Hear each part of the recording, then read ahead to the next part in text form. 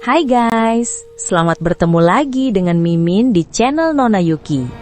Channel ini berisi cerita-cerita silat romantis yang menyentuh hati dan mendebarkan.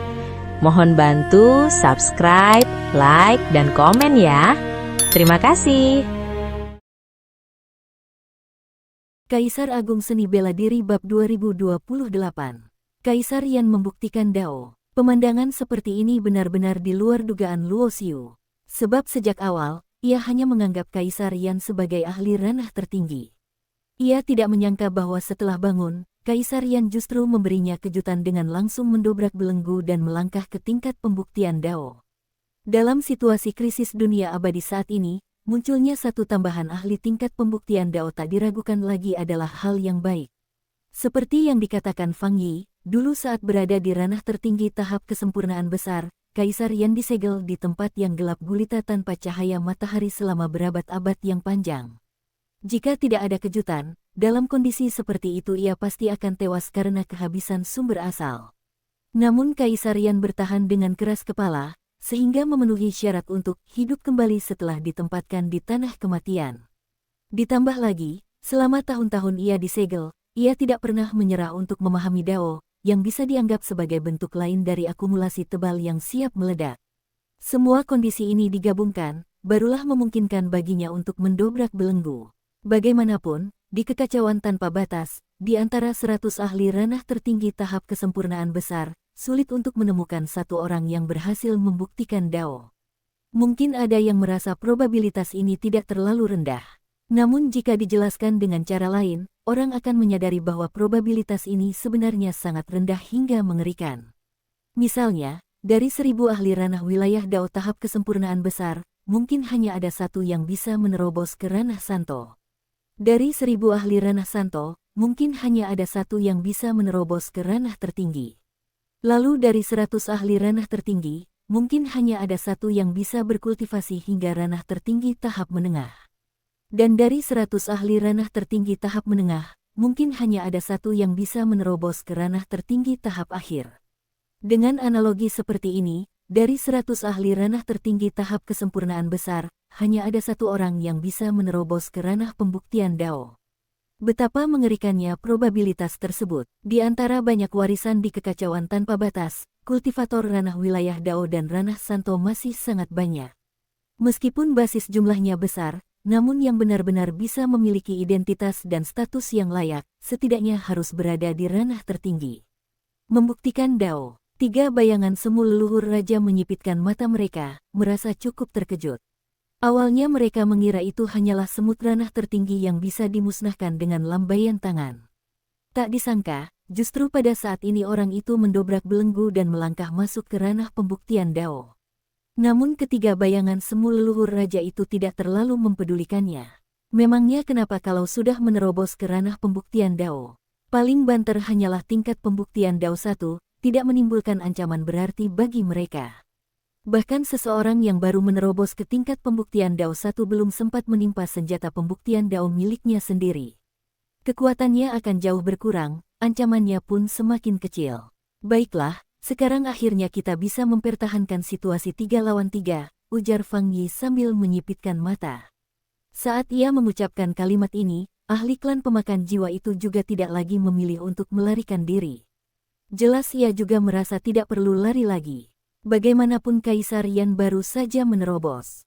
Takutnya sulit baginya untuk menghadapi satu bayangan semu leluhur raja sendirian, kata Luo Xiu sambil mengerutkan kening. Dia tidak perlu mengalahkan, cukup menahannya saja, jawab Fang Yi. Meskipun ada satu tambahan bala bantuan, hasilnya tidak akan berubah. Karenanya, tepat pada saat itu, bayangan semu leluhur raja yang memiliki sayap cahaya ungu menyerang. Pedang Dewa Cahaya Ungu di tangannya menebas, dan lawan yang dikuncinya tetaplah Fang Yi. Hanya bayangan semu leluhur raja yang remeh, hari ini akan kuhabisi kau. Fang Yi mendengus dingin. Dengan tingkatannya, dikejar-kejar oleh bayangan semu leluhur raja sekian lama telah membuat hatinya menahan gumpalan niat membunuh. Boom! Di atas kehampaan, pertempuran di antara keduanya meletus. Masing-masing mengerahkan teknik pembuktian Dao, dan cahaya dewa yang menyilaukan menerangi langit abadi. Di bawah pimpinan Fang Yi yang sengaja memancing lawan, pertempuran ini berlangsung cukup jauh dari daratan dunia abadi. Meskipun masih akan berdampak pada dunia abadi, jangkauan kerusakannya tidak akan terlalu luas. Tepat saat mereka bertarung, bayangan semu leluhur raja yang dikelilingi bintang terus menyerang ke arah ahli klan pemakan jiwa itu. Bunuh. Tanpa perlu banyak bicara, ahli klan pemakan jiwa meraung keras. Cahaya dewa di tubuhnya memancarkan fluktuasi yang mengerikan.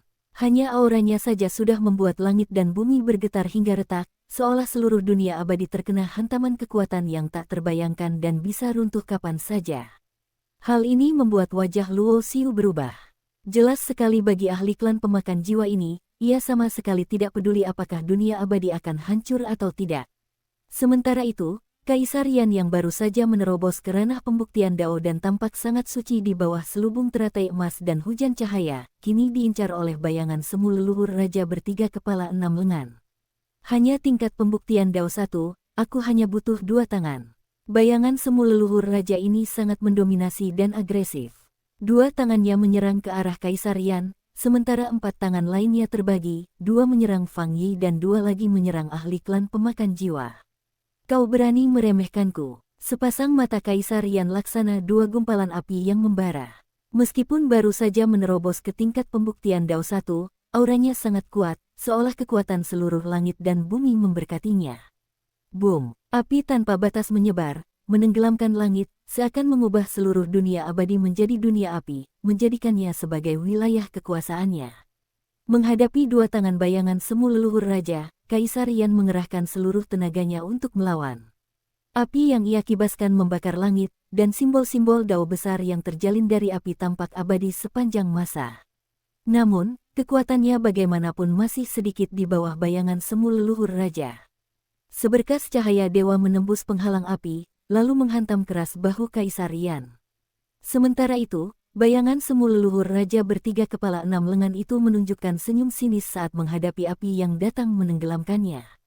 Dengan kekuatannya, mana mungkin ia peduli pada api tingkat seperti ini. Namun ketika api-api itu mendekat, wajah bayangan semu leluhur raja itu seketika berubah. Api apa ini? Dari lautan api yang tak bertepi, terdengar jeritan kaget sang leluhur raja. Segera setelah itu, 4 tangan lain yang ia ulurkan ditarik kembali dengan cepat. Keenam lengannya bersatu, memegang senjata sakti, serta mengerahkan teknik Dao dan jurus sakti, mencoba mengusir lautan api di sekitarnya.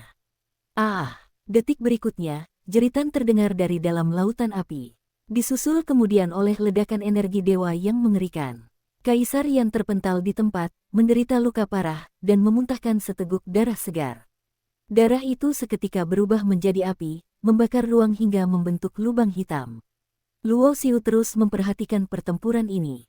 Ketika ia kembali melihat ke arah bayangan semu leluhur raja bertiga kepala 6 lengan itu, ia mendapati bahwa wujud bayangan yang semula sudah agak samar itu, kini menjadi semakin samar, seolah energinya terkuras habis-habisan. Tak kusangka kau hanyalah seorang lemah yang baru saja membuktikan Dao, namun ternyata bisa mempengaruhi tubuh aslinya melalui bayangan semu. Penampilanmu sungguh mengejutkan. Ketiga kepala bayangan semu leluhur raja itu serentak menoleh ke arah Kaisar Yan. 6 matanya menatap tajam padanya, dipenuhi niat membunuh yang dingin. Informasi yang terungkap dari mulutnya sungguh mengejutkan. Seseorang yang baru saja membuktikan Dao, ternyata bisa mempengaruhi tubuh asli seorang leluhur raja melalui jurus sakti Dao-nya. Hal seperti ini sungguh di luar nalar. Bahkan Fang Yi dan ahli klan pemakan jiwa itu pun menunjukkan perubahan ekspresi di wajah mereka setelah mendengarnya. Hanya Luo Xiu yang tahu, api milik Kaisar Yan adalah api pembakar hati. Bersambung.